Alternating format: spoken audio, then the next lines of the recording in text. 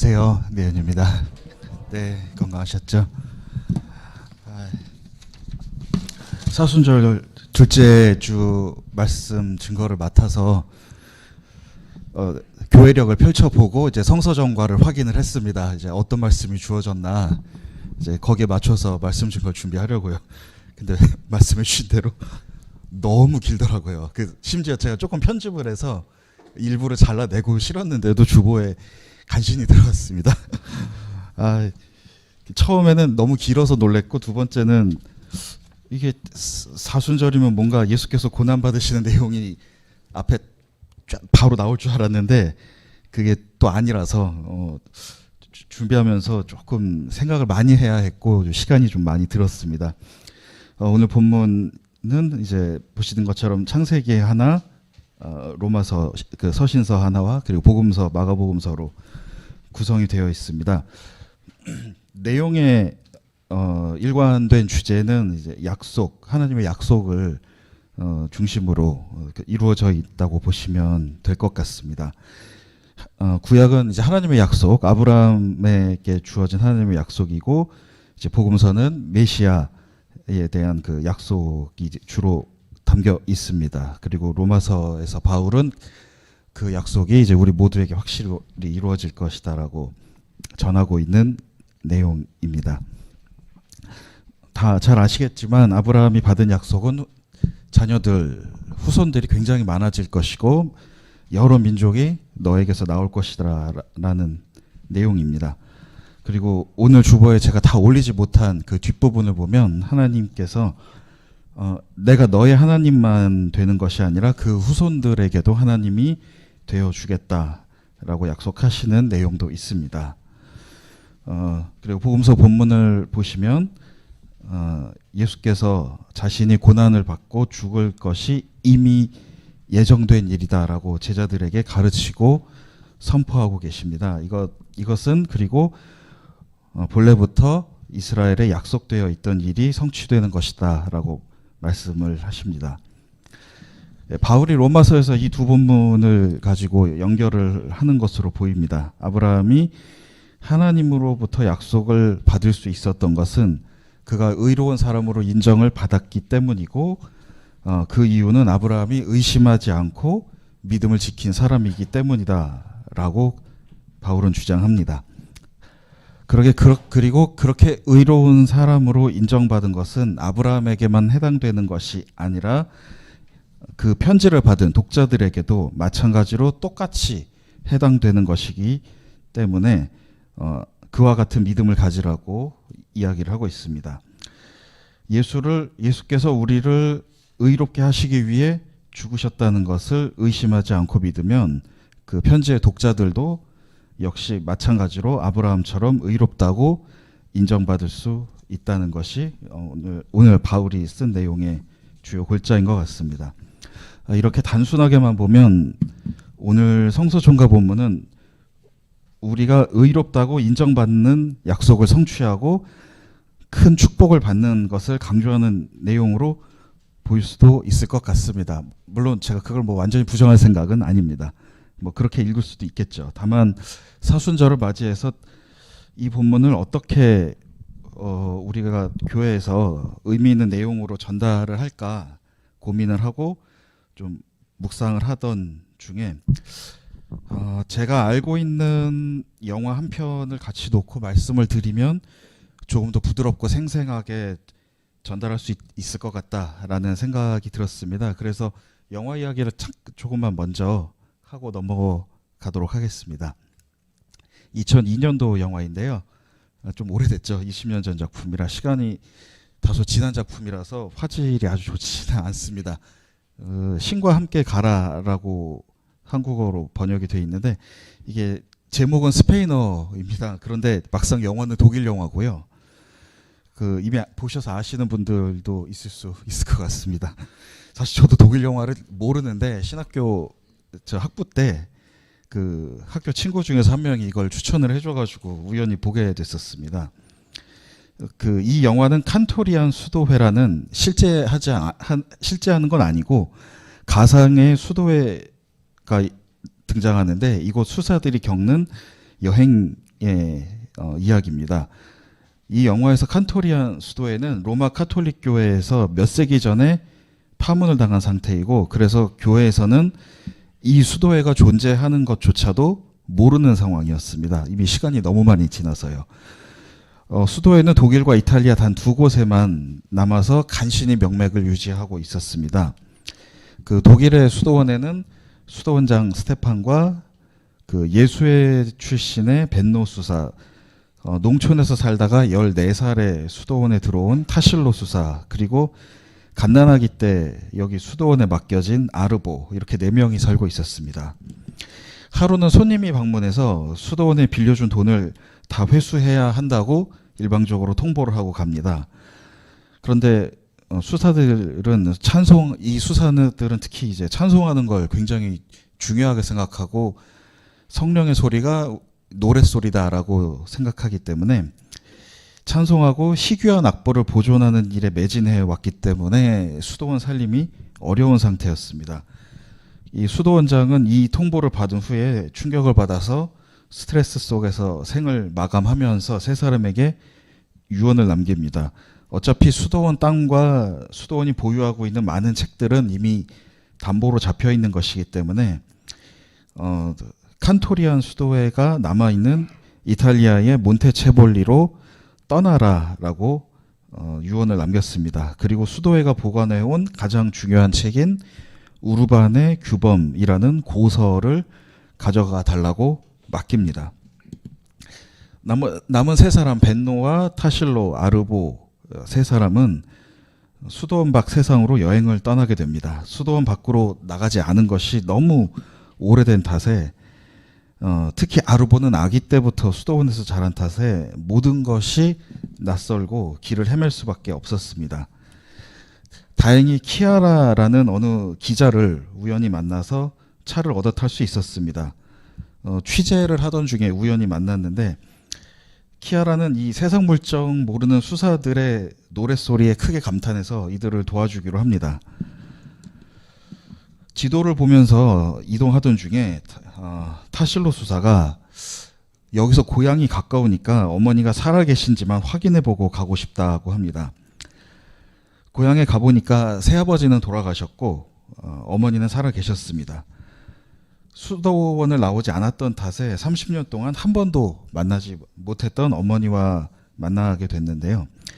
타실로는 오랜만에 편안한 집을 느끼면서 고민에 빠집니다. 그래서 벤노 수사에게 여기에 조금만 더 머물다 가고 싶다라고 말을 꺼내죠. 그렇지만 그 고지식했던 벤노 수사가 우리는 여기를 바로 떠나거나 아니면 네가 수도원을 떠나거나 둘 중 하나밖에 없다고 단호하게 답변을 합니다. 벤노와 타실로가 싸움을 하고 실갱이를 하다가 결국 타실로가 일행과 헤어지기로 하고 집에 남습니다.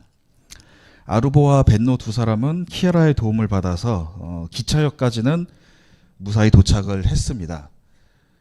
하지만 두 사람만 결국 남게 되니까 이제 또 길을 헤매게 됩니다. 밀라노로 가는 기차를 갈아타고 가야 되는데 어디서 갈아타야 할지 몰라서 시간을 놓치고 역무원이 새벽에 이탈리아로 가는 기차가 있으니까 그때 다시 오라고 알려줍니다. 벤노와 아르보는 역 근처에서 밤을 새기로 하고 다행히 노숙자 몇 명이 그들이 머물 수 있도록 배려를 해주었습니다. 그런데 마침 우연히 또 그곳을 지나던 벤노 수사의 예전 예수의 신학교 동기 클라우디우스 라이스 신부가 벤노 수사를 발견을 했습니다. 깜짝 놀란 클라우디우스 신부가 이 두 사람을 자신이 학교장으로 재직하고 있는 학교로 데리고 갑니다. 클라우디우스는 아르보를 기숙사에 머무르게 하고 벤노 수사와 따로 이야기를 합니다. 클라우디우스는 과거에 파문당한 칸토리안 수도회가 아직도 남아있다는 것에 놀라고 자신의 친구였던 사제가 되는 과정을 그만두고 떠난 벤노가 그곳에 들어갔다는 것에 더 크게 놀랍니다. 그러면서 그는 오래된 책, 고서인 우르반의 규범에 관심을 보입니다. 벤노는 우르반의 규범이 수도회에서 30년 동안 생활할 때 하나님을 찾을 수 있게 해준 책이라고 말합니다. 그러자 클라우디우스는 옛 친구인 벤노에게 잠시 학교에 머물면서 자기들도 정리되지 않은 음악 자료가 많다, 이것들을 정리하는 일을 좀 도와달라고 요청을 합니다. 학교가 보존하고 있는 오래된 자료들을 또 악보들을 보여주면서 장소와 인원을 지원해 주겠다고 합니다. 그리고 칸토리안 수도원이 채무 때문에 잃어버릴 수밖에 없었던 책들도 다시 찾아주겠다고 약속합니다.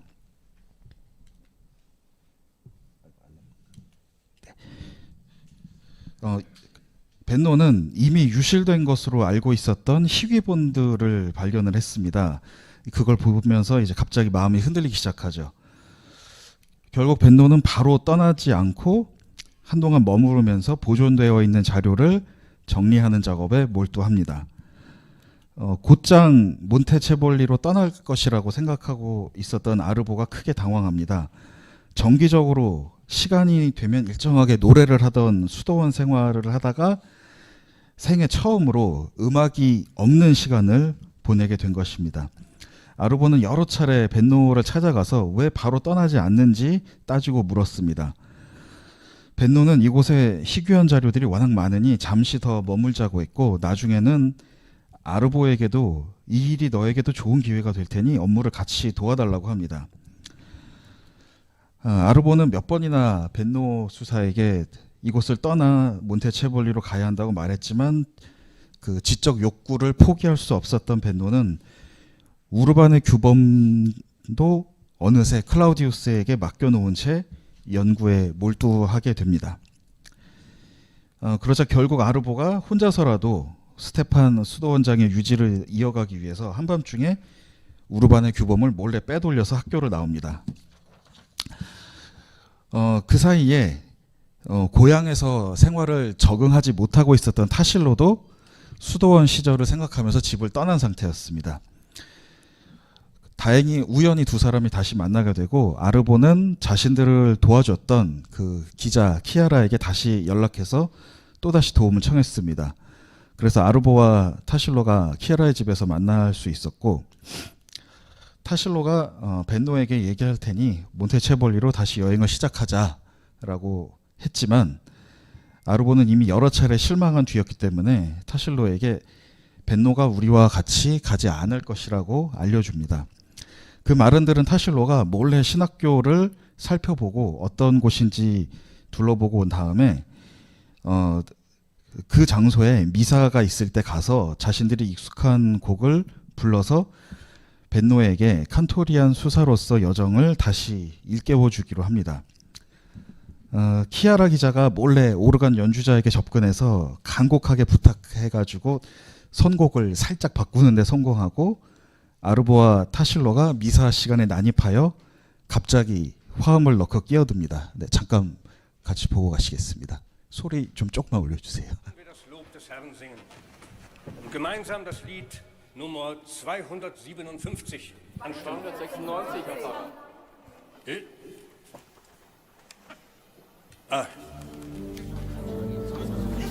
Ja, also 296.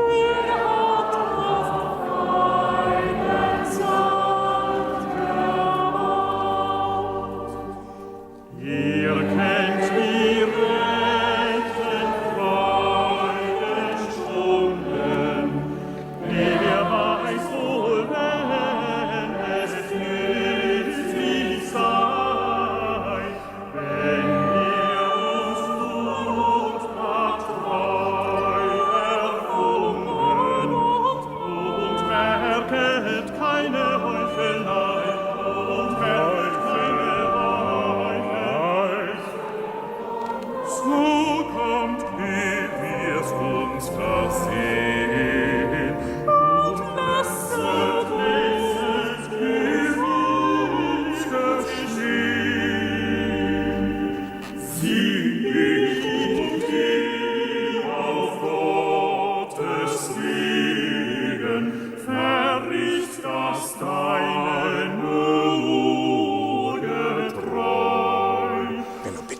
bitte.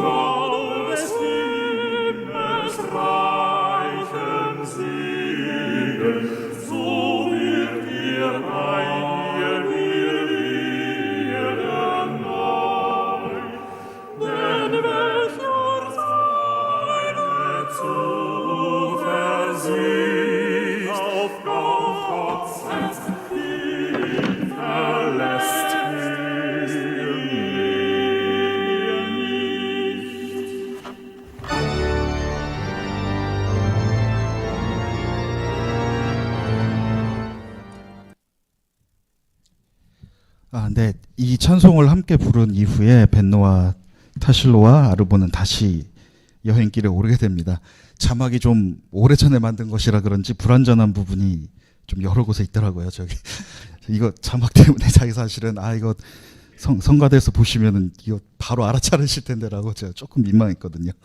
그 독일어 원래 가사를 찾아보니까 원래 곡은 그 여기 저희 찬송가 보면은 노이마르크라고 저작 그 표시가 되어 있는데 총 7절까지 쓰셨더라고요. 그 영어 찬송가는 3절까지 있는 것도 있고 4절까지 있는 것도 있고 그랬던 걸 제가 좀 봤습니다. 자막이 좀 아쉬웠고 그 또 하나 아쉬운 게 영화 제목 그 신과 함께 가라가 원래 가사에 없거든요. 근데 그걸 넣어놨더라고요. 또 그런 것도 좀 있고 그 전체적으로 내용은 저희 312장 찬송가랑 뉘앙스는 비슷한 걸로 제가 봤습니다. 이 노래를 같이 한 이후에 이제 세 명이 같이 다시 여행길을 오르고 그 클라우디우스 신부가 뒤를 좀 쫓아갑니다. 우르반의 규범을 처음에 그 관심이 있었던 이유가 사실 순수한 호의로 친구를 도와준 게 아니라 옛날에 이단으로 파문당한 수도회가 다시 있었던 걸로 등장을 했으니까 이걸 회수해서 처리하고 자기가 청산하면 좀 자기 실적이 인정되지 않을까라는 기대 때문에 그걸 이용하려고 했던 거였거든요. 그래서 책을 뺏으려고 사람들을 보내서 추적하는데 결론만 그냥 말씀드리자면 세 사람은 이제 도망치는 데 성공해서 책을 갖고 독일을 떠나 이탈리아에 도착할 수 있었습니다. 몬테체볼리에 도착한 세 사람은 이탈리아에 남아있던 수도사들과 만나는데 성공합니다. 이곳에 남아있는 수사들도 사실 몇 명 되지 않았지만 환대를 받았고 한때는 이 우르반의 규범이 여기 있었기 때문에 오랜 세월이 지나서 다시 돌아오게 된 셈이었습니다. 그 타실로는 이곳에서 이제 이곳 수사와 그 음식으로 교류를 하였고 벤노 수사는 이곳 수도원장과 우르반의 규범을 같이 읽으면서 토론을 합니다. 그리고 다시 예전처럼 평소처럼 시간마다 때를 맞춰서 성가를 부르는 칸토리안 수도의 생활로 돌아갈 수 있었습니다. 여기까지 그 영화 신과 함께 가라 중 일부분을 좀 간단히 말씀드렸습니다. 오늘 이제 본문을 다시 보면서 제가 오늘 이 이야기를 왜 말씀 증거 자리에 들고 왔는지 그리고 성서정과 말씀과 영화를 연결시켜서 어떤 의미를 찾으려고 하는지 간단히 말씀드리겠습니다. 저는 오늘 본문 중에서 저의 입장이죠. 저의 입장, 어쩌면 우리의 입장을 베드로에게 투영시켜서 읽어봤습니다. 베드로는 예수께서 자신의 죽음을 예고하시자 예수님을 붙잡고 항의하며 따졌습니다. 그러자 예수께서 베드로를 야단치시며 사람의 일이 아니라 하나님의 일을 생각하라고 말씀하십니다. 덧붙여서 나와 함께 구원의 길을 가려는 사람은 십자가를 짊어지고 어려운 길을 가게 될 것이라고 강조하십니다. 제자들이 듣기에는 예수께서 하시는 말씀이 굉장히 이상하고 어색했을 겁니다. 오늘 성서정과 범위인 8장 31절 시작 부분을 살짝 벗어나서 몇 절 더 앞부분을 보면 예수께서 제자들에게 사람들이 나를 누구라고 하느냐 묻는 구절이 나옵니다. 제자들은 사람들이 엘리야가 나타났다고도 하고 새로운 예언자가 등장했다고도 합니다. 그렇게 대답을 하죠. 예수께서는 많은 관심을 받고 있다는 정황이 언급된 직후에 자신의 죽음을 예고하신 것입니다. 그러니 제자들 입장에서는 예수께서 고난당하고 살해당하실 것이라는 말씀이 매우 황당하고 충격적으로 다가왔을 것입니다. 우리가 예수님과 할 수 있는 일이 많고 이렇게 많은 사람들의 인정을 받고 있는데 왜 선생님께서는 스스로 실패하는 길을 가시려고 하는지 이해할 수 없었을 것입니다. 그래서 베드로가 예수께 항의하였는데 여기서 사용된 그리스어 단어를 보면 마가복음 1장 25절에 예수께서 악한 귀신을 꾸짖으셨다라는 그때 사용된 문장의 단어와 동일한 단어가 쓰였다고 합니다. 그러니까 꾸짖었다라는 것과 같은 단어가 쓰였다는 건데 주석을 보면 이처럼 심하게 예수님께 싸움을 걸었다는 뉘앙스를 채택한 이유는 아마도 제자들이 받은 충격을 강조할 목적이었을 것이다 라고 합니다. 예수께서는 그 항변에 대해서 십자가를 짊어지고 따라오라고 말씀하십니다.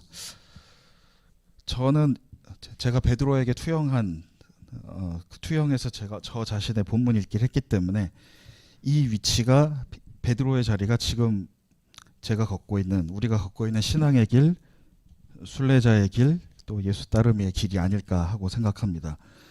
오늘 성서전과 창세기에 나와 있는 것처럼 우리는 약속을 받았습니다. 하나님의 다스림이 이루어지면 정의로운 체제가 실현될 것이고 평화가 이루어질 것이며 억압받는 사람들이 해방되고 억울한 사람들의 한이 풀릴 것이라고 성서는 우리에게 전해주고 있습니다. 그런데 지금 우리 현실은 그러한 하나님의 세계로 나아가는 중간 과정에 있습니다. 아직 확실하게 확고하게 무엇이 이루어졌다고 말할 수 있는 것이 많지 않은 것 같습니다.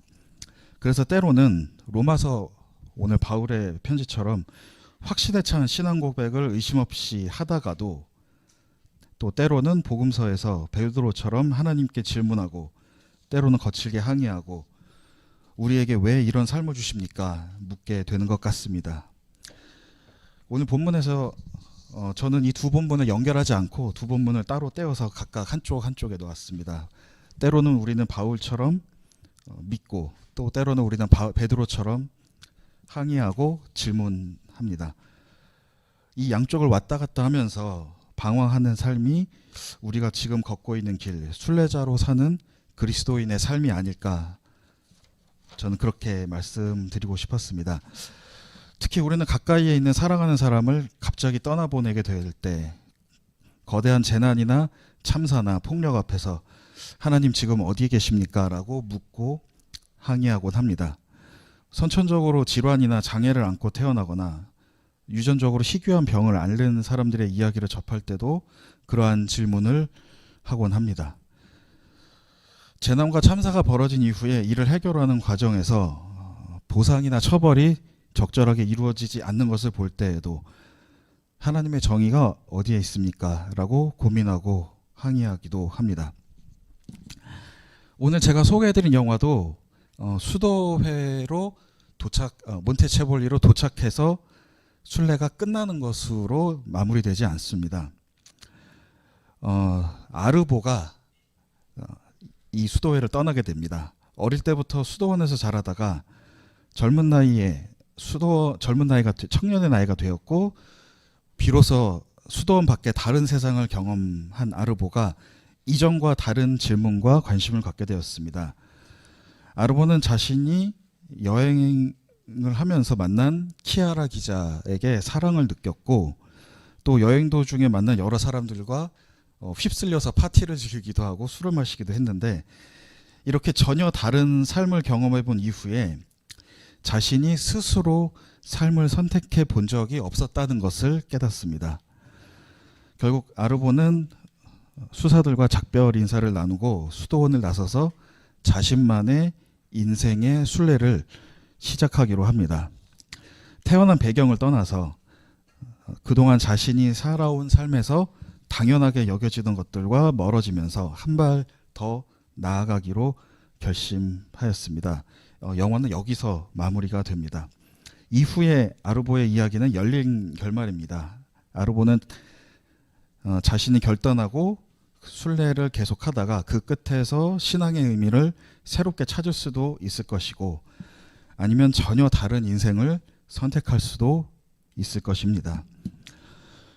이러한 순례의 길 또 방황의 길이 제가 생각하는 그리고 제가 그동안 꾸준히 이어온 우리 신앙의 길이 아닌가 싶습니다. 제가 처음에 세계일교회에 왔을 때 우리 창립 취지문에 있는 마침내 이 땅 위에 하나님의 다스림이 이루어지는 그날을 향하여 오늘도 외롭지만 힘차게 괴롭지만 기쁘게 예수 그리스도의 몸된 공동체를 가꾸어 나가기로 결단합니다. 라는 이 문구에서 외롭지만 힘차게 괴롭지만 기쁘게 라는 그 모순된 연결이 참 와닿고 좋았습니다.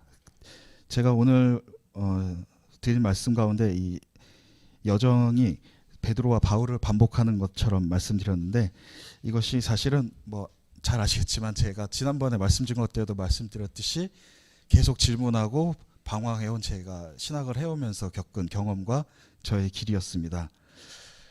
오늘 영화에서 소개된 찬송을 함께 보면서 함께 부르면서 찬송은 약간 바울의 입장에 있습니다. 하지만 우리가 어려움 가운데 있을 때 희망을 잃지 않고 하나님의 손에 이끌려서 모래 위에 집을 짓지 않으면서 노래하고 기도하면서 꾸준히 하나님의 길을 가고 우리가 맡은 일을 다한다라는 신앙 고백을 담고 있습니다. 어려운 가운데서 또 괴로운 가운데서도 기쁘고 힘차게 교회 공동체로 함께 걸어갈 수 있기를 기도하고 소망합니다. 경청해 주셔서 감사합니다.